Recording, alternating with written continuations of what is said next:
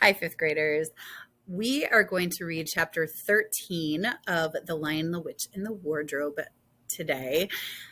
Last time that I read, we were focused on Susan and Peter and Lucy, and Peter was embroiled in a battle with the wolves that were attacking those that were in favor of Aslan. So we see that the wolves are on the side of the White Witch for whatever reason. But we knew that because we saw Edmund approach a wolf when he went to the White Witches. And it was a wolf that stopped him at first from going in. So we know the wolves are on her side. And they're battling. Do you think they're going to win? I don't know. Do you think Edmund knows what's happening? We are going back to Edmund now with chapter 13, and I want you to think, do you think Edmund is starting to understand why his decisions weren't the best? Because he was starting to get that, right? I think we're going to see even more of that coming up. And what is he going to do with that regret that he's going to feel knowing he made the wrong decision? Listen carefully. Deep magic from the dawn of time. Now we must get back to Edmund. When he had been made to walk far further than he had ever known that anybody could walk, the witch at last halted in a dark valley all overshadowed with fir trees and yew trees. Edmund simply sank down and lay on his face, doing nothing at all, and not even caring what was going to happen next, provided they would still let him lie. He was too tired even to notice how hungry and thirsty he was. The witch and the dwarf were talking close beside him in low tones. "No," said the dwarf. "It is of no use, O queen. They must have reached the stone table by now." "Perhaps the wolf will smell us out and bring us news," said the witch. "It cannot be good news if he does," said the dwarf. "4 thrones in Cair Paravel," said the witch. "How if only 3 were filled? That would not fulfill the prophecy." "What difference would it make now that he is here?" said the dwarf. He did not dare even now to mention the name of Aslan to his mistress. "He may not stay long, and then we would fall upon the 3 at Cair." "Yet it might be better," said the wolf, "to keep this one," here he kicked Edmund, "for bargaining with." Yes, and have him rescued," said the witch scornfully. "Then," said the dwarf, "we had better do what we have to do at once." "I would like to have done it at the stone table itself," said the witch. "That is the proper place. That is where it has always been done before." "It will be a long time now before the stone table can again be put to its proper use," said the dwarf. "True," said the witch, and then, "Well, I will begin." At that moment, with a rush and a snarl, a wolf rushed up to them. "I have seen them. They are all at the stone table with him. They have killed my Captain Maugrim. I have hidden in the thickets and saw it all. One of the sons of Adam's killed him. Fly, fly!" "No," said the witch. "There need be no flying. Go quickly. Summon all our people to meet me here as speedily as they can. Call out the giants and the werewolves and the spirits of those trees who are on our side. Call the ghouls and the boggles and the ogres and the minotaurs. Call the cruels and the hags and the scepters and the people of the toadstools. We will fight." "What? Have I not still my wand? Will not their ranks turn into stone even as they come on? Be off quickly. I have a little thing to finish here while you are away." The great brute bowed its head, turned, and galloped away. "Now," she said, "we have no table. Let me see. We had better put it against the trunk of a tree." Edmund found himself being roughly forced to his feet. Then the dwarf set him on his back against a tree and bound him fast. He saw the witch take off her outer mantle. Her arms were bare underneath it and terribly white. Because they were so very white, he could see them. But he could not see much else. It was so dark in this valley under the dark trees. "Prepare the victim," said the witch, and the dwarf undid Edmund's collar and folded back his shirt at the neck. Then he took Edmund's hair and pulled his hair back so that he had to raise his chin. After that, Edmund heard a strange noise, whizz, whizz, whizz. For a moment, he couldn't think what it was. Then he realized it was the sound of a knife being sharpened. At that very moment, he heard loud shouts from every direction, a drumming of hooves and a beating of wings, a scream from the witch, confusion all around him. And then he found he was being untied. Strong arms were around him, and he heard big, kind voices saying things like, "Let him down. Let him lie down. Give him some wine. Drink this. Steady now. You'll be all right in a minute." Then he heard the voices of people who were not talking to him but to one another, and they were saying things like, "Who's got the witch? I thought you had her. I didn't see her till after I knocked the knife out of her hand. I was after the dwarf. Do you mean to say she's escaped? A chap can't mind everything at once. What's that? Oh, sorry, it's only an old stump." But just at this point, Edmund went off in a dead faint. Presently, the centaurs and unicorns and deer and birds, they were, of course, the rescue party which Aslan had sent in the last chapter, all set off to go back to the stone table, carrying Edmund with them. But if they had seen what happened in that valley after they had gone, I think they might have been surprised.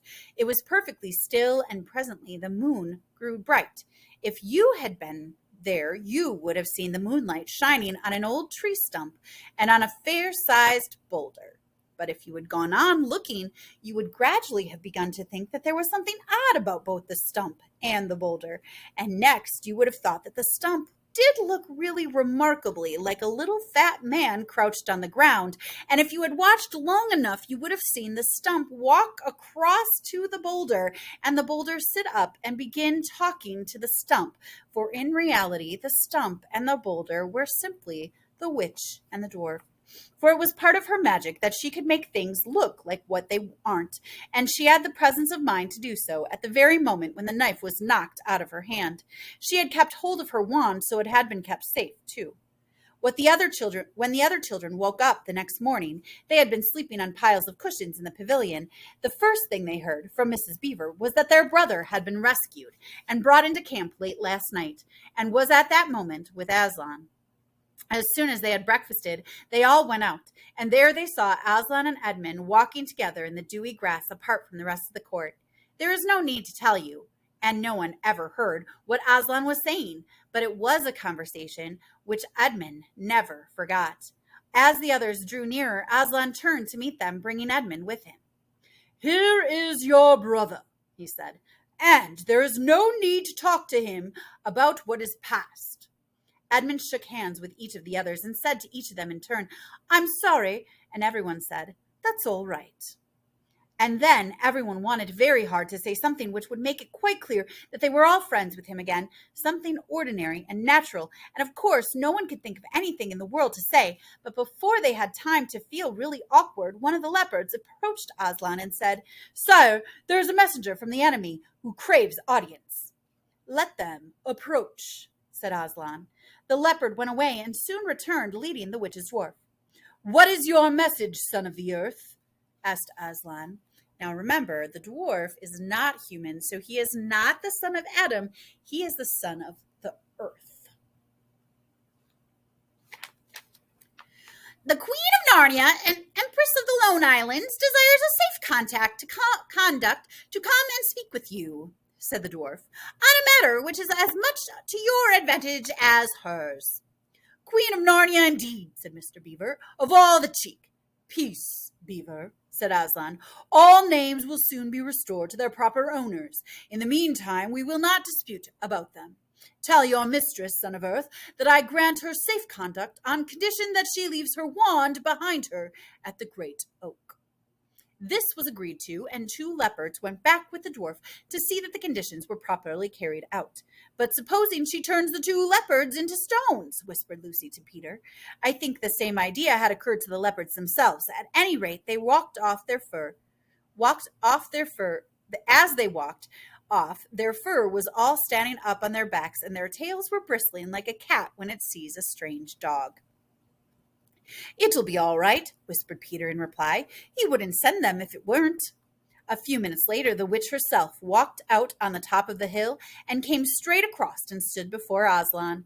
The three children, who had not seen her before, felt shudders running down their backs at the sight of her face, and there were low growls among all the animals present. Though it was bright sunshine, everyone felt suddenly cold. The only two people present who seemed to be quite at their ease were Aslan and the witch herself. It was the oddest thing to see those two faces, the golden face and the dead white face, so close together. Not that the witch looked Aslan exactly in his eyes. Mrs. Beaver particularly noticed this. "You have a traitor there, Aslan," said the witch. Of course, everyone present knew that she meant Edmund, but Edmund had got past thinking about himself after all he'd been through and after the talk he'd had that morning. He just went on looking at Aslan. It didn't seem to matter what the witch said. "Well," said Aslan, "his offense was not against you." "Have you forgotten the deep magic?" asked the witch. "Let us say I have forgotten it," answered Aslan gravely. "Tell us of this deep magic." "Tell you," said the witch, her voice growing suddenly shriller. "Tell you what is written on the very stone table which stands beside us. Tell you what is written in letters deep as a spear, as long as the firestones of the secret hill. Tell you what is engraved on the scepter of the emperor beyond the sea. You at least know the magic which the emperor put into Narnia at the very beginning. You know that every traitor belongs to me as my lawful prey, and that for every treachery I have a right to a kill." "Oh," said Mr. Beaver, "so that's how you came to imagine yourself a queen, because you were the emperor's hangman, I see." "Peace, Beaver," said Aslan with a very low growl. "And so," continued the witch, "that human creature is mine. His life is forfeit to me. His blood is my property." "Come and take it then," said the bull with the man's head in a great bellowing voice. "Fool!" said the witch with a savage smile that was almost a snarl. "Do you really think your master can rob me of my rights by mere force? He knows the deep magic better than that. He knows that unless I have blood, as the law says, all Narnia will be overturned and perish in fire and water." "It is very true," said Aslan. "I do not deny it." "Oh, Aslan," whispered Susan in the lion's ear, "can't we? I mean, you won't, will you? Can't we do something about the deep magic? Isn't there something you can work against it?" "Work against the emperor's magic?" said Aslan, turning to her with something like a frown on his face, and nobody ever made that suggestion to him again. Edmund was on the other side of Aslan, looking all the time at Aslan's face. He felt a choking feeling and wondered if he ought to say something, but a moment later he felt that he was not expected to do anything except to wait and to do what he was told. "Fall back, all of you," said Aslan, "and I will talk to the witch alone." They all obeyed. It was a terrible time, this waiting and wondering, while the lion and the witch talked earnestly together in low voices. Lucy said, "Oh, Edmund," and began to cry. Peter stood with his back to the others, looking out at the distant sea. The beavers stood holding each other's paws with their heads bowed. The centaurs stumped uneasily with their hooves, but everybody became perfectly still in the end, so that you noticed even small sounds like a bumblebee flying past, or the birds in the forest down below them, or the wind rustling the leaves. And still the talk between Aslan and the White Witch went on. At last they heard Aslan's voice. "You can all come back," he said. "I have settled the matter. She has renounced the claim to your brother's blood." And all over the hill there was a noise as if everyone had been holding their breath and had now begun breathing again, and then a murmur of talk. The witch was just turning away with a look of fierce joy on her face when she stopped and said, "But how do I know this promise will be kept?" "Roar!" roared Aslan, half rising from his throne, and his great mouth opened wider and wider, and the roar grew louder and louder, and the witch, after staring for a moment with her lips wide apart, picked up her skirts and fairly ran for her life. I want to point out something. When Edmund came back, he had a conversation with Aslan alone. We don't know what that conversation is about, but one thing we could surmise or could hypothesize or guess that it was about is Edmund apologizing and telling Aslan how he feels regret for what he did. And Aslan said, I've talked to your brother. There's no need to talk of it more. What does that remind you of? Something in church, or that takes place in church. Talk about that.